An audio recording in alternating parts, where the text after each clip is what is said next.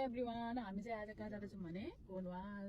यस हामी चाहिँ कोर्नवाल जानको लागि निस्किसकेका छौँ। बिहानै हामी चाहिँ ब्रिस्टलबाट कोर्नवाल जान आँटेको। बहिनीहरू चाहिँ रेडिङबाट आएको थियो बेलुका नै, अनि बिहानै यहाँबाट चाँडो हुन्छ भनेर हामी चाहिँ बिहानै निस्क्यौँ। अनि बाटोमा निदाउँदै निदाउँदै यति राम्रो सिनिक भ्यूहरू हेर्दै हेर्दै हेर्दै हामी चाहिँ जाँदै थियौँ होइन।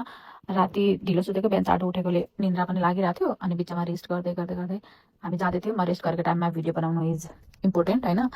अनि अनि हामीले बाटोमा गाडीमा फ्युल गरेर कार वास पनि गऱ्यौँ। हामीसँग टाइम त थिएन त्यही पनि। अनि हामीले म्याकबाट चाहिँ खाजा लियौँ हल्का। यिनीहरू चाहिँ गाडी सफा भयो भनेर हेर्दै जानु, वास गरेकोले मक्ख परिरहेछन् कि कस्तो भयो भनेर। अनि हामीले चाहिँ म्याकबाट अलिअलि ब्रेकफास्ट लिएको थियौँ। अनि त्यही गाडीमा खाँदै खाँदै जाने भनेर खाँदै खाँदै गयौँ। अनि बिहानै निस्केकोले मेकअप गरेको छैन, गाडीमै मेकअप गर्दै जाऊँ न त भनेर।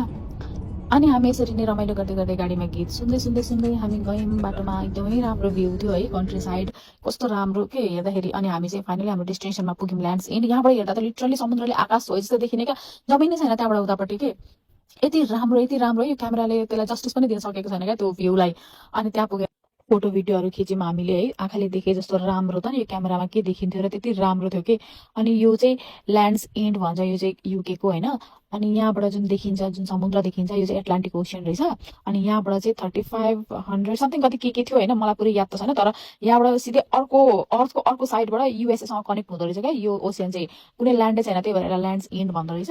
अनि यो चाहिँ ल्यान्डमार्क यसको होइन। यहाँ चाहिँ मान्छेले फोटो खिच्नलाई लाइन बस्नुपर्ने, अनि त्यसपछि पैसा पे गर्नुपर्ने रहेछ। हामी चाहिँ बाहिरबाट फोटोहरू खिच्यौँ, किनकि त्यहाँ पैसा तिरेर अनि आफ्नो नामहरू राखेर फोटो खिच्न मिल्दो रहेछ कि। तर हामीले चाहिँ त्यहाँनिर टाइम वेस्ट हुन्छ जस्तो लाग्यो। अनि हामीले यतैतिरको भ्यूहरू हेर्ने भनेर बाहिर निस्क्यौँ।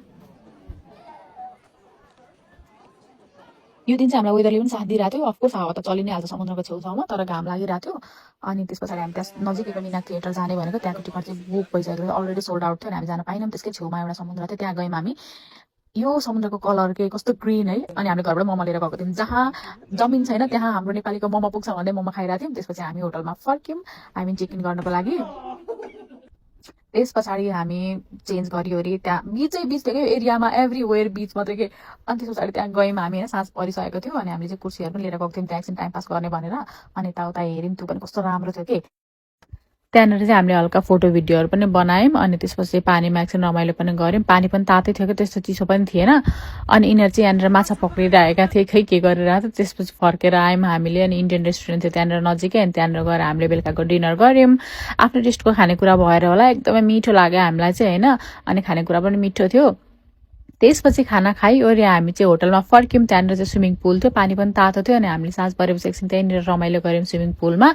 यसरी नै हामीले दिनको अन्त्य गऱ्यौँ। बाँकी अर्को ब्लगमा bye bye. Thanks for watching guys.